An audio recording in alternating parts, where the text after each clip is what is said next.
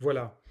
À présent, vous avez une idée nette de ce que vous souhaitez décrire, de cet ustensile pour écrire, de ce stylo.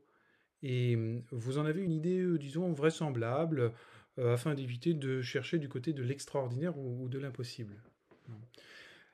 Il va falloir se livrer à l'exercice et décrire ce crayon, décrire ce stylo, décrire cet ustensile.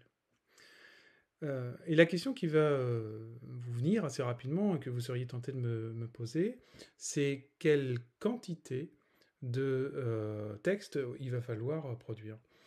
Alors, c'est intéressant parce que, évidemment, ça aura trait à la quantité de détails que vous voulez apporter sur cet ustensile. Vous pouvez déjà en avoir une idée de principe. Peut-être qu'au moment d'écrire, vous vous laisserez envahir par la longueur de votre texte, par les détails qui vont venir à l'esprit quand même au fur et à mesure. Mais il n'y a pas de bonne réponse pour savoir ce que c'est qu'une description suffisante ou non. Ça dépend essentiellement de ce que vous aimez écrire et surtout de ce que vous aimez lire. On connaît tous des auteurs qui usent ou abusent de la description. On a longtemps parlé de Balzac comme l'un de ceux qui, étant payés à la ligne, euh, ornaient excessivement leurs textes de description. C'est pas toujours vrai, et des Balzac sont beaucoup de descriptions. Le colonel Chabert, c'est assez peu de descriptions, par exemple. Et puis on connaît d'autres auteurs beaucoup plus factuels qui ne font pas grand cas de décrire des choses.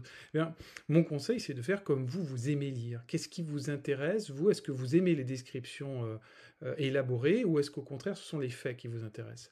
Si bien que sur ce stylo, vous pouvez vous contenter de 3 lignes ou écrire 3 pages. Et là, vraiment, ça va refléter votre goût en matière de lecture, ça va refléter votre patience en termes d'écrivain et de lecteur. Et vraiment, je vous propose là, pendant un certain temps, de vous livrer à cet exercice, à cet effort. Vraiment, essayez de décrire ce stylo, et puis revenez me voir après.